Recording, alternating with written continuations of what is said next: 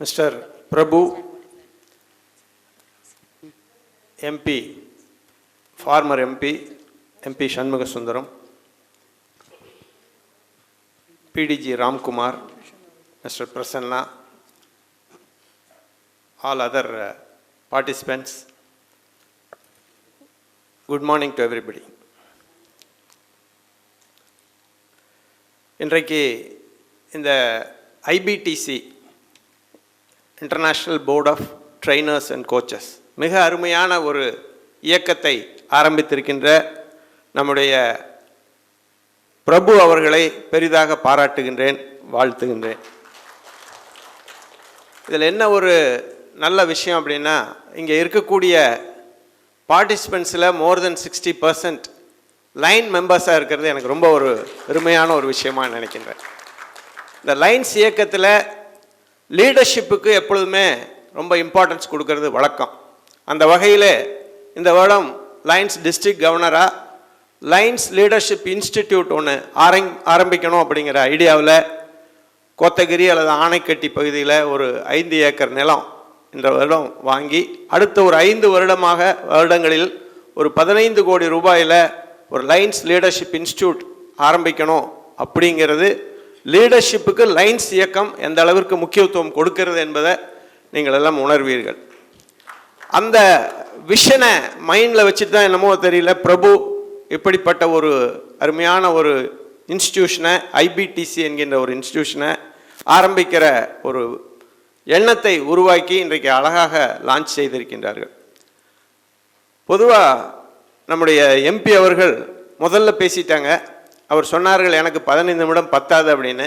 ஒருவேளை நான் முன்னாடி பேசியிருந்தேன்னா அந்த 10 நிமிடம் சேர்த்து அவர் பேசுவதற்கு ஏதுவாக இருந்திருக்கும். அந்த அளவுக்கு மிகப்பெரிய விஷயங்களோடு உங்களை ஒரு ட்ரெயினராக, ஒரு மென்டாராக பல்வேறு தகவல்களை அரசாங்கத்திலிருந்து பெற்று உங்களுக்கெல்லாம் கொடுத்திருக்கின்றார்கள். அவர்களுக்கு உண்மையிலேயே என்னுடைய மனமார்ந்த நன்றியை தெரிவித்துக் கொள்கின்றேன். கம்மிங் டு பிரபு வந்து இன்னொரு குட் நியூஸ் என்னென்னா, he was from Lions Club of Pollachi, my home club ஏழியரா. அப்புறம் அங்கிருந்து பிரிந்து போய் உடுமலை செர்விட்டார் அப்படிங்கிற ஒரு சங்கத்தை ஆரம்பித்து மிக சிறப்பாக நடத்தி கொண்டிருக்கிறார். அங்கேயும் ஒரு மிகப்பெரிய ஒரு இன்ஸ்டிடியூட்டை உருவாக்கி இருக்கிறார். அவருடைய திறமையை நான் பார்த்து வியந்து, அவர் வந்து ஆரம்ப காலத்தில் எங்கள் பொள்ளாச்சி லைன்ஸ் கிளப்பில் இருக்கும் பொழுது அப்போவே வந்து soft skill training for students ஒரு 100 ஸ்டூடெண்ட்ஸுக்கு வந்து எவ்ரி வீக் சாட்டர்டே சண்டேஸில் நடத்திட்டு இருந்தார்.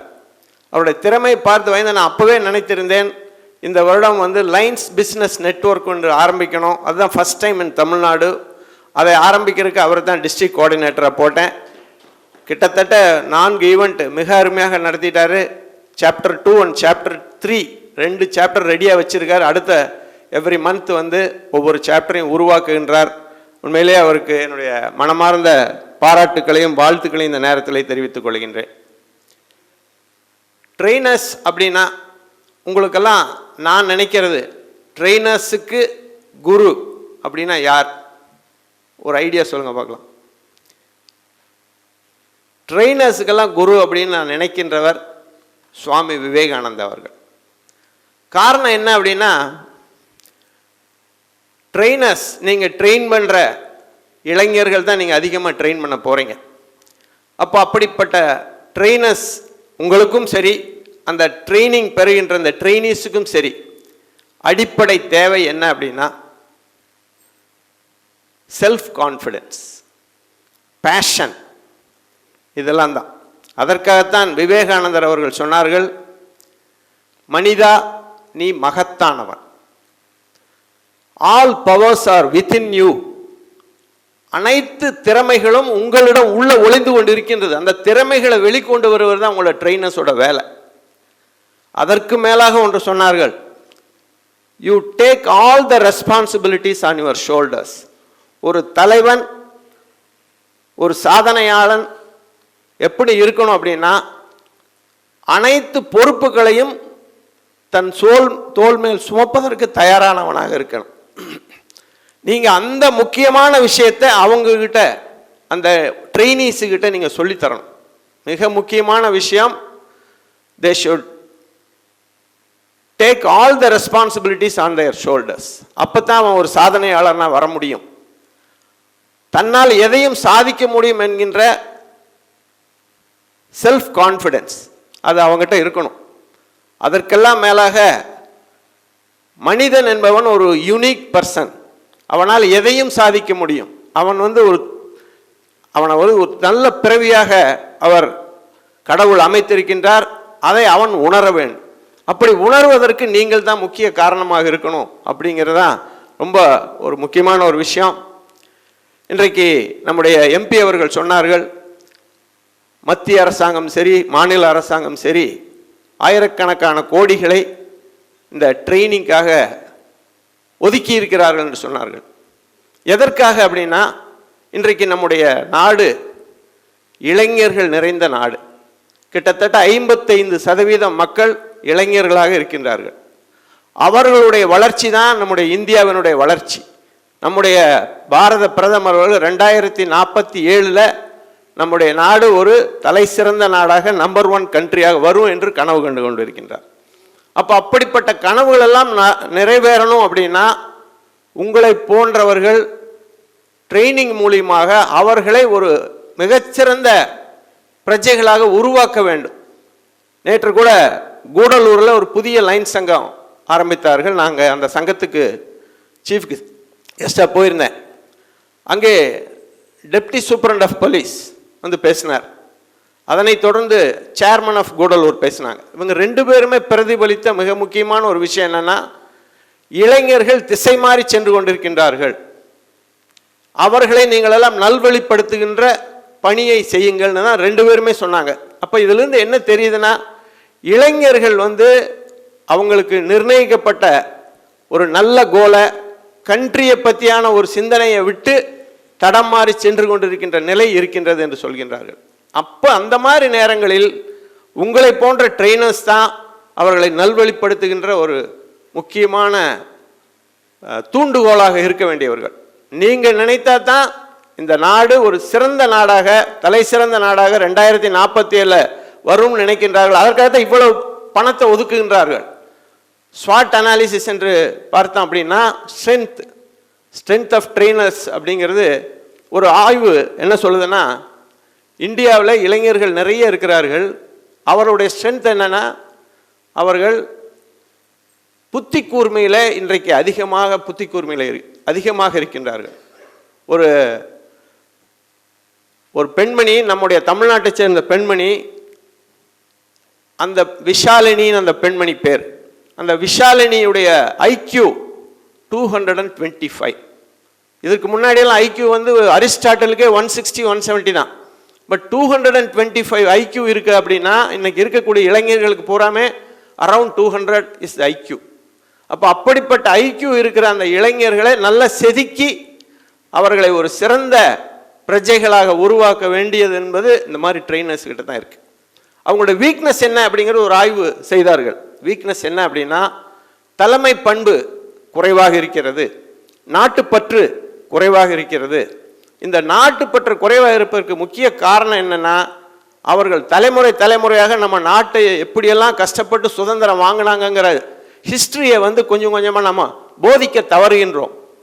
நம்ம பள்ளிக்கூடங்களில் கல்லூரிகளில் இதையெல்லாம் போதிக்க தவறுகின்றோம். அப்படி இருக்கும்போது இந்த நாட்டு பற்று சற்று குறைஞ்சிட்டே வருது.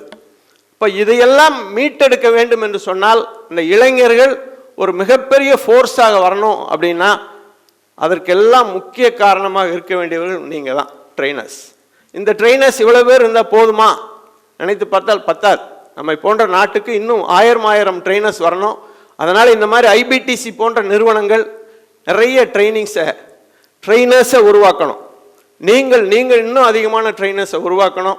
நாங்கள் கூட லயன்ஸ் கிளப்பில் லீடர்ஸ் ஃபோரம் அப்படின்னு ஒரு அமைப்பை ஏற்படுத்தி இருக்கின்றோம். அதில் நிறைய பேர் லீடர்ஸை வரணும் அப்படிங்கிற ஐடியாவில். அதற்கு கூட நாங்கள் ட்ரெயினர்ஸை தேடும்போது நிறைய குறைவாக இருக்கின்றார்கள். புது ட்ரெயினர்ஸ் எங்களுக்கு கிடைக்க மாட்டேங்கிறாங்க. அப்போ இந்த மாதிரி ஐபிடிசி போன்ற நிறுவனங்கள் மிக அருமையான ட்ரெயினர்ஸை உருவாக்குகின்ற பணியை செய்கின்றது. அதற்காக என்னுடைய பாராட்டுக்களை உரித்தாக்கி, நீங்கள் நம்முடைய எம்பி அவர்கள் சொன்னது போல எல்லா விஷயங்களும் நீங்கள் சிறந்தவர்களாக, கைதேர்ந்தவர்களாக இருக்க வேண்டும். குறிப்பாக நீங்கள் ட்ரைனிங் ப்ரோக்ராம் அப்படின்னா, இங்கே கரிக்குலத்தில் என்ன சொல்லித்தர்றாங்களோ அந்த கரிக்குலத்தை நீங்கள் சொல்கின்றவர்களாக இருப்பதை தாண்டி innovation is the most important one. எதிலும் புதுமை, புதிய விஷயங்களை கண்டுபிடிக்க வேண்டும். நீங்களும் ட்ரைனிங்லேயும் புதிய மாடியூல்ஸை கண்டுபிடிக்கணும். குறிப்பாக எங்களுக்கு வந்து all India governance training programme, அதில் வந்து எமோஷ்னல் எக்ஸலன்ஸ் என்ற ஒரு ட்ரைனிங், ஒரு புது சப்ஜெக்ட் எடுத்தாங்க. அதெல்லாம் இன்றைக்கு ரொம்ப தேவையான ஒரு விஷயம். இந்த வருடம் நம்முடைய lions international president AP Singh, அவர் ஒரு இந்தியன் என்பதை இந்த நேரத்தில் பெருமையோடு குறிப்பிடுகின்றேன். அவர் வந்து ஒன்று என்ன சொல்லியிருக்காருன்னா, மென்டல் ஸ்ட்ரென்த் அண்ட் வெல்பீயிங் என்ற ஒரு முக்கியமான ஒரு டாப்பிக்கை கொண்டு வர்றார். இன்றைக்கு இளைஞர்கள்ட்ட நிறைய, அதாவது செல்ஃப் கான்ஃபிடன்ஸ் குறையிறதுனால நிறைய தற்கொலைகள் நடக்குது. அது இளைஞர்கள் மட்டும் இல்லை, கார்பரேட்ஸில் ஒர்க் பண்ணுறவங்க ஒர்க் ப்ரெஷரில் நிறையா தே ஆர் கமிட்டிங் சூசைட். அதே மாதிரி எல்டர்லி பீப்புள், ஓல்டேஜ் ஹோமில் இருக்கவங்க எல்லாருமே வந்து நமக்கு யாருமே இல்லையோ அப்படிங்கிற எண்ணத்தில் அவங்களும் நிறைய அந்த மாதிரி தவறான முடிவுகளை எடுக்கின்றார்கள். இப்போ இதற்கெல்லாம் அடிப்படை காரணம் என்ன, மென்டல் ஸ்ட்ரென்த் அண்ட் வெல்பீயிங் என்கின்ற ஒரு விஷயத்தையும் கான்சன்ட்ரேட் பண்ணணும் அப்படிங்கிறார். இந்த மாதிரி இனோவேஷன்ஸை நீங்கள் ட்ரைனிங்கில் கொண்டு வரணும்.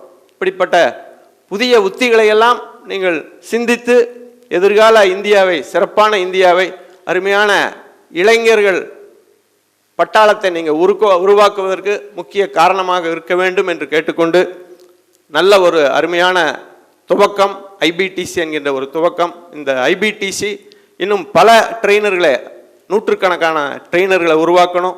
உங்கள் மூலியமாக ஆயிரக்கணக்கான இளைஞர்கள் நல்வழிப்பட வேண்டும் என்று சொல்லி வாய்ப்புக்கு நன்றி கூறி விடைபெறுகின்றேன். நன்றி.